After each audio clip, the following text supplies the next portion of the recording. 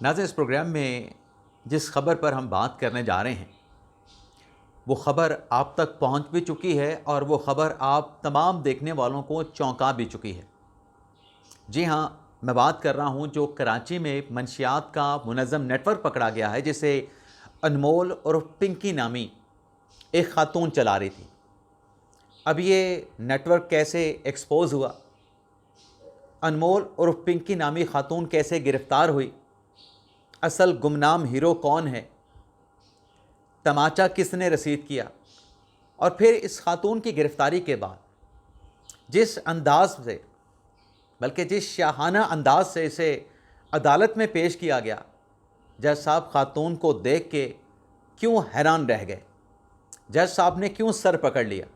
लेकिन आइंदा आने वाले दिनों में इस खातून के ख़िलाफ़ क्या एक्शन होने का इम्कान है और वो एक्शन कितना बड़ा, कितना कड़ा और कितना सख्त होगा, मज़ीद कितने लोग इस क्रैकडाउन की लपेट में आ सकते हैं, ये सारी तफसीलात इस ब्लॉग में आपके साथ हम शेयर करने जा रहे हैं।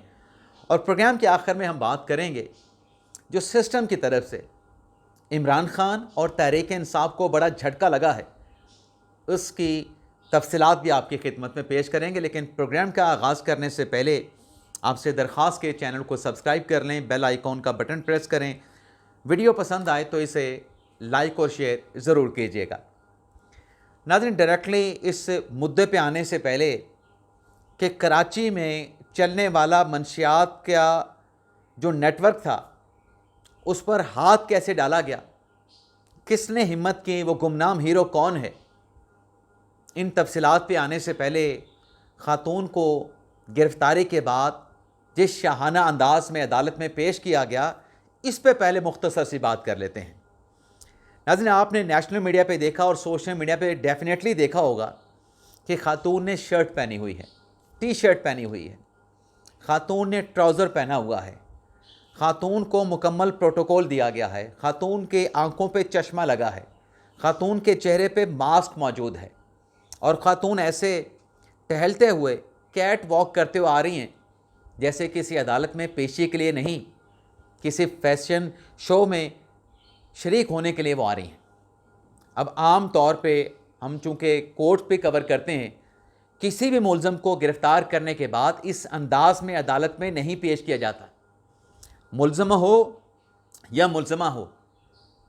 और जब इतना बड़ा मंशियात का नेटवर्क हो, इतना संगीन इल्ज़ाम हो, जो कि पुलिस की जानिब से दावा किया गया कि ख़ातून को पकड़ा गया, ख़ातून से गैर कानूनी असला भी मिला, ख़ातून से केमिकल्स मंशियात के मिले, ख़ातून से कोकेन मिली, ख़ातून से चर्स मिले, तो इतना संगीन दावा जो कि कराची पुलिस की तरफ से किया जा रहा है, उसके बावजूद फिर ख़ातून को इस अंदाज से पेश करना, ये इस बात को वाज़े करता है कि मुलज़मा बाअसर भी हैं, मुलज़मा के जो क्लाइंट हैं मुबैना तौर पे वो भी बड़ी बाअसर शख्सियात हो सकती हैं, और पुलिस पे भी ख़ास तौर पे जो तफ्तीशी था उस पर भी दबाव मौजूद था। आम तौर पे अदालतों पे जब कोई बड़ा भी मुलज़म हो तो पुलिस की जानिब से उस मुलज़म को एक फॉर्मल तरीके से अदालत में पेश किया जाता है, उसको अच्छे लिबास के साथ अदालत में पेश किया जाता है। लेकिन यहाँ पे तो टी शर्ट में, ट्राउज़र में, चश्मा लगाए हुए ख़ातून को अदालत में पेश किया गया। इसकी आपको पाकिस्तान में बहुत कम मिसाल मिलेगी कि इस अंदाज से कि ख़ातून मुलज़मा टहलते हुए आ रही हैं और अदालत में उनको पेश किया गया। और फिर जब मीडिया ने इस मामले को टेकअप किया तो ख़ातून की एक ऑडियो भी सामने आती है। अब मुबैना तौर पे जो ऑडियो है, उस ऑडियो में ख़ातून क्या कह रही है? ख़ातून ये कह रही है कि 8 से 9 साल ये मुझे गिरफ़्तार करने की कोशिशें कर रहे हैं, लेकिन मुझे गिरफ़्तार नहीं कर सके। और ये ख़बर बिल्कुल ठीक है, ख़ातून का एतराफ़ बिल्कुल ठीक है कि कराची में कभी ये ख़ातून गिरफ़्तार नहीं हुई। इस ख़ातून का ताल्लुक़ लाहौर कसूर से है, लाहौर के इलाके से है, कसूर के इलाके से है।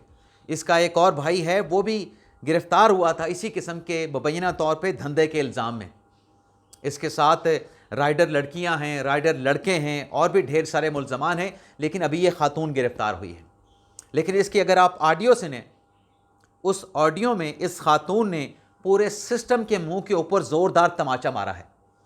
अब ख़ातून क्या कहती है कि 8 से 9 साल से ये मुझे गिरफ़्तार करने के लिए लगे हुए हैं, कभी एक आ जाता है, कभी दूसरा आ जाता है, और इनकी अकल जो है अपने घुटनों में है।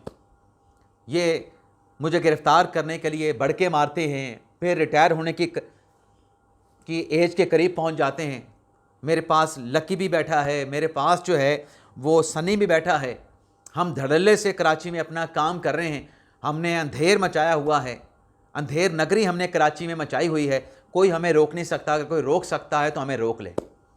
ये कानून के मुंह पे तमाचा मारा इस खातून ने, जो ये कह रही है कि मैं मंशियात का कारोबार भी करती हूँ, जो कि पुलिस की तरफ से दावा किया गया, और मैं डंके की चोट पे कारोबार करती हूँ। मुझे ये गिरफ़्तार नहीं कर सकते, बल्कि ये गिरफ़्तार करने की कोशिशों में अपनी रिटायरमेंट की एज को पहुँच जाते हैं। इनका अगर दिमाग ठीक हो, ये अगर अपना दिमागी तवाज़ुन ठीक कर लें तो ये ख़ुद भी ब्रांड बन जाएं। लोग इनको सलूट मारेंगे और वैसे ब्रांड बन जाएंगे जैसे अनमोल और पिंकी है। यानी लोगों को ये तरगीब दे रही है कि आप मेरे साथ सिस्टम में शामिल हो जाएं, आपको प्रोटोकॉल भी मिलेगा, आपको और भी बहुत सारे फ़ायदे मिलेंगे। अब जब ये वीडियो सामने आती है, इस वीडियो के बाद सिंध पुलिस ने, सिंध हुकूमत ने इस मामले का नोटिस ले लिया। जो तफ्तीशी आपने वीडियो में देखा उसको मुअत्तल कर दिया गया, गार्डन के इलाके से इस खातून को गिरफ़्तार किया गया और फौरी तौर पे मुतलका ब्रांच में उस तफ्तीशी को रिपोर्ट करने का कहा गया। लेकिन आप ये देखें कि सिस्टम के मुंह पे जो तमाचा खातून मार रही है, जिस अंदाज में, जिस लिबास में इस खातून को अदालत के सामने पेश किया गया, डेफिनेटली जज साहब देख के हैरान भी हुए होंगे और अपना सर भी पकड़ के बैठे होंगे। और जज साहब को शायद ये लगा होगा कि कोई इतनी बाअसर खातून है जिसको इस अंदाज में पुलिस वाले पेश कर रहे हैं कि ये भी नहीं देखा गया कि किन कपड़ों में खातून को लाया जा रहा है। ये कपड़े आम तौर पे हम नहीं पहनते, खुले मुआशरे में नहीं पहनते, अदालतों में पहन के नहीं जाते। अब इसके ऊपर नोटिस लिया गया है, लेकिन आप ये देखें कि नोटिस तो चले ले लिया, इंक्वायरी भी कर ली जाएगी, लेकिन मुल्ज़मा को जो पेश किया गया अदालत में, क्या मुल्ज़मान का पुलिस जो है वो जिस्मानी रिमांड हासिल करने में कामयाब हुई? मुल्ज़मान का जिस्मानी रिमांड तो अदालत हासिल ही नहीं कर सकी। जिस्मानी रिमांड तो हासिल ही नहीं किया जा सका क्योंकि तफ्तीशी पहले ही कंप्रोमाइज़ हो चुका था। तो वहाँ पे जिस्मानी रिमांड की क्या बात होनी थी? अदालत की तरफ से मुल्ज़मान को जुडिशल कर दिया गया। और अब नई इतलात ये हैं कि मुल्ज़मान के जो मंशियात बेचने के मुख्तलिफ ऑफ़र्स के जो व्हाट्सएप स्क्रीन शॉट्स हैं वो भी पब्लिक हो गए हैं। अब इसमें मुल्ज़मा के ख़िलाफ़ ये कोई एक मुकदमा नहीं, ये तो गिरफ़्तार हुई है ना एक केस में, और बड़ी ही हिकमत अमली के साथ इनको गिरफ़्तार किया गया है। जो मैंने थंबनेल पे कहा कि इनका भांडा कैसे फूटा है, तो इसमें जो गुमनाम हीरो हैं वो सिक्योरिटी इंटेलिजेंस एजेंसियां हैं, जिनके इत्तला पे, जिनकी कोशिशों से इस नेटवर्क के ऊपर हाथ डाला गया है। और मुल्ज़मान की अपनी मुबैना ऑडियो लीक के मुताबिक कई सालों से वहाँ पे इनका नेटवर्क मुतहरक है, और वो कह रही हैं अपनी ऑडियो में कि हम डंके की चोट पे धड़ल्ले से पूरे कराची में कारोबार कर रहे हैं, हमें कोई पकड़ नहीं सकता, हमें कोई गिरफ़्तार नहीं कर सकता। सनी भी मेरे पास है, सनी के साथ साथ लकी भी मेरे पास है, जिसने गिरफ़्तार करना है गिरफ़्तार करके दिखाए, रोक सकते हो तो रोक लो।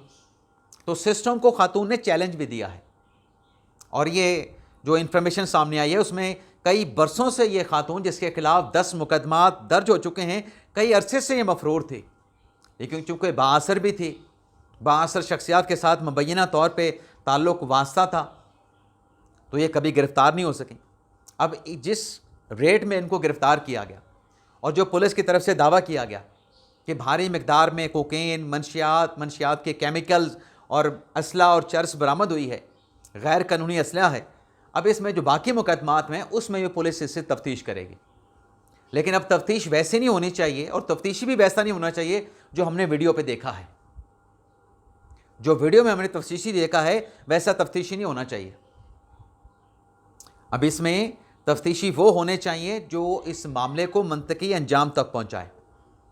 अब आप देखें ना कि जब ये मामला सोशल मीडिया पे आया ख़ास तौर पे, तो जो सिंध के वज़ीर दाखिला हैं उनकी तरफ से कहा गया कि खातून मुल्ज़मा हैं, इसके ख़िलाफ़ एक्शन लिया जाएगा, इसके ख़िलाफ़ कार्रवाई की जाएगी, और पुलिस को तारीफ़ भी की गई कि पुलिस ने बड़ी अच्छी कार्रवाई की। लेकिन ये जो चीज़ें मीडिया के सामने आई हैं मीडिया के ज़रिए आवाम के सामने आई हैं, इस पे लोगों के जहनों में जो सवालात उठेंगे, डाउट तो फिर क्रिएट होंगे कि जो मुलज़मा इतनी बाअसर है कि जिस अंदाज में वो अदालत में पेश हो रही है, न जाने उसके कहाँ कहाँ पे ताल्लुक़ होंगे, उसके कौन कौन से हैंडलर होंगे, उनके कौन कौन से सिफारशी होंगे, कौन कौन उसको बचाने वाले होंगे।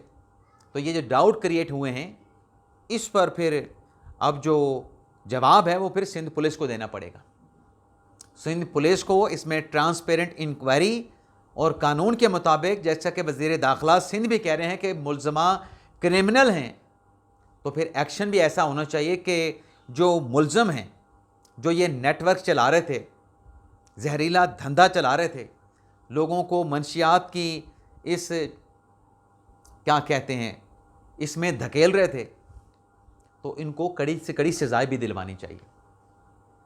अब नाज़रीन आ जाते हैं, मंगल का दिन था ना, अलीमा खान साहबा ने पूरी पाकिस्तान तहरीक इंसाफ को, ख़ास तौर पे KPK के तहरीक इंसाफ के अरकान को अडयाला जेल के बाहर पहुंचने की कॉल दी थी। कितने लोग पहुंचे? क्या 10,000 बंदे इकट्ठे हो पाए? नहीं इकट्ठे हो पाए। सोहेल अफरीदी साहब, जिन्होंने मानसेरा में जलसा करते हुए ऐलान किया था कि वो पहुंचेंगे अडयाला जेल के बाहर, वो पहुंचे तो सही अपने ऐलान के मुताबिक अलीमा खान की कॉल पे लब्बैक देते हुए, लब्बैक कहते हुए, लेकिन कब पहुंचे? 4 बजे के करीब, माफ़ कीजिएगा 4 बजे के करीब पहुंचे, जब मुलाकात का वक्त इख्तिताम के करीब पहुंच चुका था। और सोहेल अफरीदी की आमद पे पाकिस्तान तहरीक इंसाफ के अपने कारकुनान उनके साथ उलझ पड़े। और सोहेल अफरीदी साहब वहाँ पे मीडिया के साथ गुफ्तगू करते हुए क्या दावा करते हैं कि इदारे इमरान खान को माइनस करने की कोशिशों में लगे हुए हैं, लेकिन तहरीक इंसाफ अपनी हिकमत अमली, अपने फ़ैसलों पे, अपनी प्लानिंग पे गौर कब करेगी कि आपके फ़ैसलों की वजह से भी आपने इमरान खान को फ़िलहाल माइनस करके रख दिया है। आप देखें ना, अफरीदी साहब क्या कहते हैं कि जो अलीमा खान साहबा कहेंगी उनकी आवाज़ पे लब्बैक कहेंगे। एक तरफ आप अलीमा खान की आवाज़ पे लब्बैक कहने का ऐलान करते हैं, दूसरी तरफ आप ये कहते हैं कि अलीमा खान गैर सियासी हैं, तो फिर आपने तो पार्टी क़यादत की बात के ऊपर लब्बैक कहना है। और बैरिस्टर गौहर साहब क्या बात करते हैं? बैरिस्टर गौहर साहब मुलाकात की दरख्वास्त भी करते हैं, मुलाकात की इस्तदा भी करते हैं कि मुलाकात पे लगी बंदिशें, उसका ख़ात्मा होना चाहिए, लेकिन साथ में मुज़ाकरात की बात भी करते हैं, एक बैलेंस बात करते हैं, अपील भी करते हैं, इल्तिजा भी करते हैं, सामने वालों को समझाने की कोशिश भी करते हैं, अपना पैगाम उनको बताने की कोशिश भी करते हैं, और फिर साथ में कहते हैं कि मुज़ाकरात करने का जो मैंडेट है वो इमरान खान साहब ने अचकज़ई साहब को दिया। बात बिल्कुल ठीक है, बात बिल्कुल ठीक है, लेकिन इन हालात में जब आप इतना मजमा, चलें 10,000 बंदा आपने इकट्ठा नहीं किया, आपने 2-2.5 हज़ार बंदा वहाँ पे अगर इकट्ठा कर लिया, मेरे पास कोई तादाद नहीं है, लेकिन मैं एक फ़र्ज़ के तौर पे फ़र्ज़ करके कह रहा हूँ, 2-2.5-3 हज़ार बंदा आपने वहाँ पे इकट्ठा कर लिया, गोके नहीं था, क्या ये सारे मजमे लगा के एहतजाज करके खान साहब की मुलाकातें आप करवा पाएंगे? मुलाकातों की बंदिशें ख़त्म हो पाएंगी? नहीं होंगी। उल्टा आप अपने पाँव पे कुल्हाड़ियाँ मार रहे हैं। बैठें, ठंडे दिल से, ठंडे दिमाग से हिकमत अमली बनाएं और तय करें कि खान साहब के साथ मुलाकातों को पॉलिटिकल एक्सप्लॉइट नहीं करेंगे। और खान साहब का पैगाम कैसे आएगा और उस पैगाम पे तहरीक इंसाफ कैसे एक्ट करेगी कि जिससे वो पैगाम एक्सप्लॉइट भी ना हो, तहरीक इंसाफ भी चलती रहे, आगे बढ़ती रहे। अदरवाइज़ तो फिर हालात ऐसे रहेंगे। इसके साथ साथ नाज़रीन, सलमान अकमल राजा साहब और अलीमा खान साहबा के माबैन जो एक सर्द महरी है, उस पर भी उनसे सवाल किया गया, क्योंकि राजा साहब भी वहाँ पे पहुँचे, बैरिस्टर गौहर साहब भी पहुँचे, सोहेल अफरीदी साहब भी पहुँचे। एक साहब ने सवाल कर लिया राजा साहब से कि क्या आपके अलीमा खान के माबैन जो सर्द महरी थी, क्या उसमें बर्फ़ पिघली है? तो इस पर सलमान अकमल राजा साहब ने कहा कि मेरी मुलाकात बहनों के साथ लाहौर में हुई है, लेकिन वहाँ के हालात देख के नहीं लगता कि दोनों में जो पहले कुर्बतें थीं अलीमा खान साहबा की और सलमान अकमल राजा साहब की, वो कुर्बतें अब पहले वाली नज़र नहीं आ रही। दोनों में फ़ासला नज़र आ रहा है, दूरियां नज़र आ रही।